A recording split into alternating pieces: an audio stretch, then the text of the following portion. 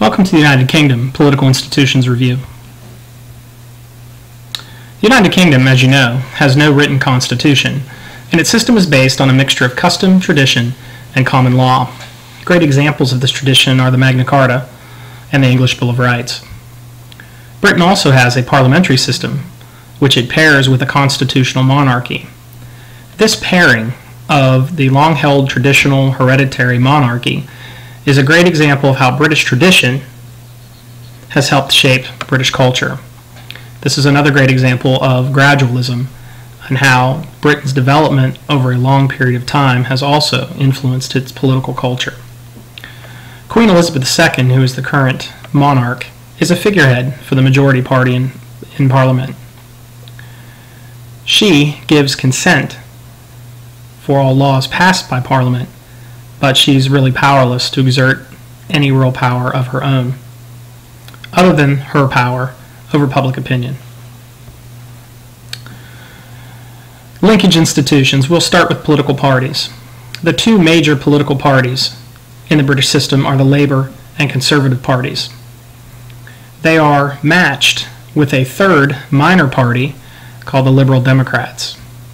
They are a strong minor party, but their power is very limited by the first-past-the-post and single-member district system that is employed to elect representatives to the national legislature. Labour. This is the largest center-left party in terms of the political spectrum. It started in 1906, around the time of the Industrial Revolution, as an outlet for unions and socialist parties. It gave strong support for government ownership of industry and the mixed market economy that dominated England through the 1970s. This has gone now from the party platform as they have embraced market economies also. The modern party has shifted back towards the center to be more appealing to more voters. Tony Blair's Third Way was an effort to combine the best elements of the Labour Party with the Conservative Party. Currently, the Labour Party is the party of loyal opposition in the United Kingdom, and Ed Miliband is the current leader of party. The Conservative Party is the center-right party in terms of its political ideology. It was the dominant party from World War II through 1997. It strongly supported market-controlled economies, increased privatization, and also limiting social welfare programs. Now, they don't want to get rid of the social welfare state, but they are the party that will take a harder look at limiting some of those social welfare programs. Thatcherism and Margaret Thatcher as Prime Minister were very influential in this move towards markets. The party is divided into two factions: the traditional wing, which would like to take all people's interests into account and support EU integration, and the Thatcherite wing, which would like to roll back all government controls, particularly in the economy, and do not support Britain's membership in the European Union. That has been a strong division inside the Conservative Party and has caused problems with solidarity. In recent years, the party has moved back towards the center, similar to the Labour Party, in an effort to woo more voters. It is also a party that is grounded in the noblesse oblige, which is that idea where the more affluent, the better off, the noble, should take care of those below them. It's a carryover from the medieval age. They are currently the party in power. They formed a coalition with the Liberal Democrats in 2010 to form government, and their current Prime Minister is David Cameron. Liberal Democrats. They're the center party in the United Kingdom, and they came about as a merge of the Liberal Party and the Social Democratic parties back in 1989. Initially very successful, they've been hindered by the fact that the two major parties have moved closer to the center. They are currently part of the ruling coalition with the Conservative Party, and they are led by Nick Clegg as head of party and also Deputy Prime Minister.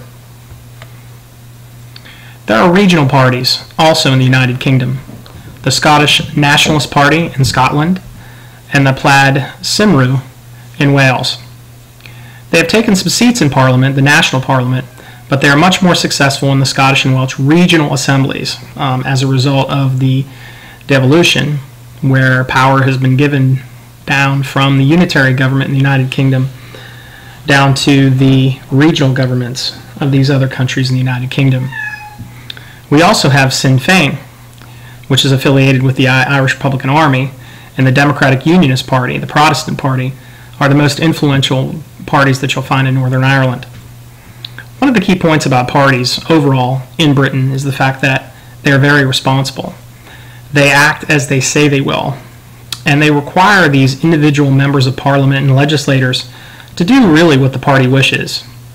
They truly exhibit a very strong sense of party discipline, and you don't see a lot of bipartisanship. Elections.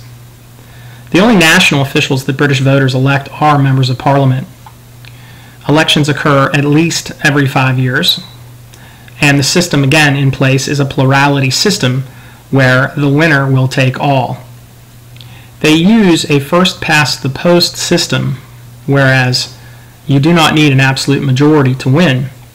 The person with the most votes wins.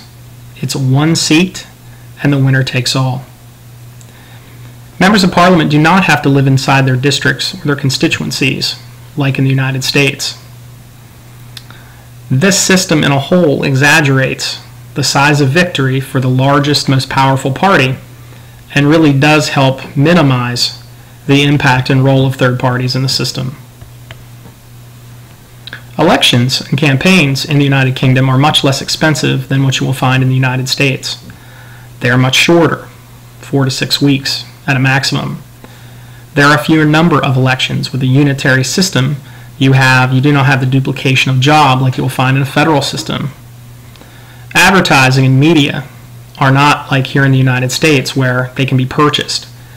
That time on radio and television is actually donated and offered to all of the candidates equally.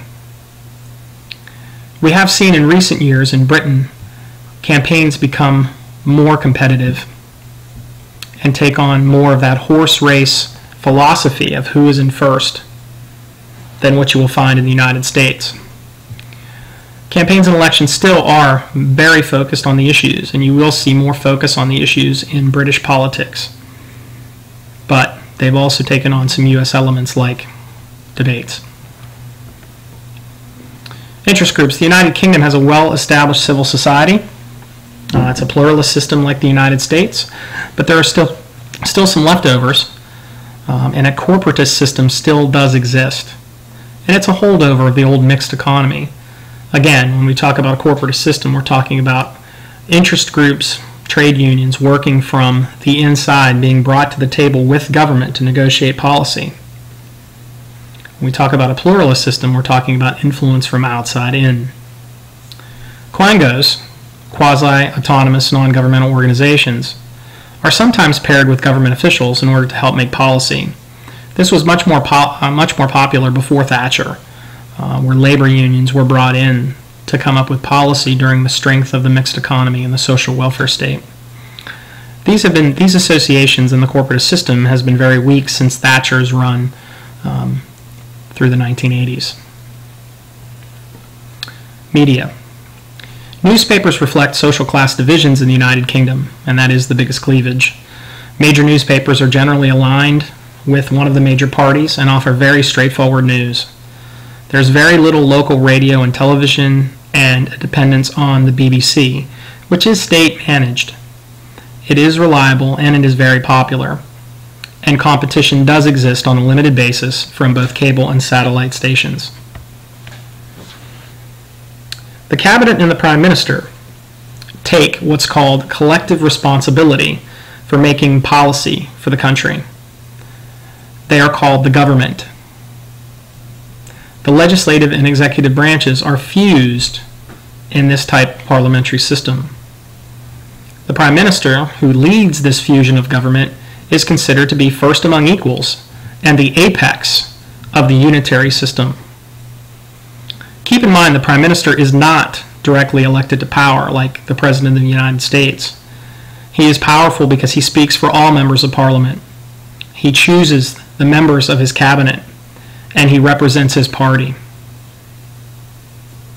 Parliament, it is a bicameral structure. The first part of that bicameral structure is the House of Commons. It is the political center of the United Kingdom's politics. It's dominated by two parties, the party in power and the loyal opposition. The party in power today is Conservative in a coalition with the Lib Dems, and the opposition is the Labour Party. The loyal opposition actually appoints a shadow cabinet, which would keep tabs on the actual cabinet and the party in power. Question time is the avenue for which there are checks inside the British system, where the Prime Minister and the party have to actually answer to the minority party once a week. The majority party in this type of parliamentary system can lose power and can lose government after the loss of what's called a vote of confidence. If the majority party loses an issue that is brought forth by them for vote, they can be asked to step down and a new government can be formed. Parliamentary decisions, or decisions made by Parliament, are final and all-powerful. This is called parliamentary sovereignty. Parliament is all-powerful because of its members and their job, debating and refining all potential legislation. They are the only ones that can actually become party members in this fusion of government between legislative and executive branches. They are solely responsible for scrutinizing how laws are administered, and they're also a key linkage institution. The House of Lords is the other house, and it's really not a true bicameral operation because the House of Lords is so weak. The House of Lords used to be an entire body based on hereditary seats, but these seats are now, only a handful of them are actually passed down by heredity. The majority are appointed non-hereditary positions that basically are rewards, and they're earned as distinguished service to Britain. And really, in actuality, it can only delay legislation or acts of Parliament. Referenda. Great Britain, the referenda can be held and has been held in the United Kingdom, so they have a national referendum. They can ask national questions, but Parliament always has final authority on whether to go along with what is decided. The next great referendum in the United Kingdom is going to be based on Scottish independence and whether Scotland is going to separate itself from the rest of the United Kingdom. Bureaucracy. Large civil service, lots of employees to administer the law. They help to coordinate and implement policy. The United Kingdom's system of bureaucracy is filled with experts who stay in their positions as government changes, and they wield a great deal of power over policy. Members of Parliament rely on the bureaucracy for their expertise and their help in coordinating and implementing new policy. The judiciary. English ideas on justice have helped shape the systems of most of the modern democracies around the world. But when you look at it, it is very limited in scope when compared to the U.S. system, in particular when we start talking about judicial review. Judges were independent, but judges were appointed by the Queen. And the highest court in the United Kingdom was a committee of House Lords. Okay, it was a committee of the House of Lords made up of what were called law lords. They could rule on a lot of matters, but they could not overturn anything that was passed by Parliament. The United Kingdom and the EU's relationship has had the greatest impact on constitutional reform. As a member of the European Union, the European Convention on Human Rights deemed that the fusion of government in the United Kingdom was a violation of the EU Charter. This prompted the creation of a Supreme Court, which was a brand new item for Great Britain, and a new cabinet position to administer the law. Judges are now appointed by Judicial Appointments Commission. The 12 judges of this brand new Supreme Court are no longer members of Parliament. Human rights cases that are decided in Great Britain can be appealed all the way through to the European Court of Justice, which is the High Court of the European Union. This creation of a Supreme Court and the question of the United Kingdom's fusion of power, and more importantly, a question of the parliamentary sovereignty of the United Kingdom and its relationship to the EU, is a huge question. Thanks for watching this quick review on the United Kingdom's political institutions.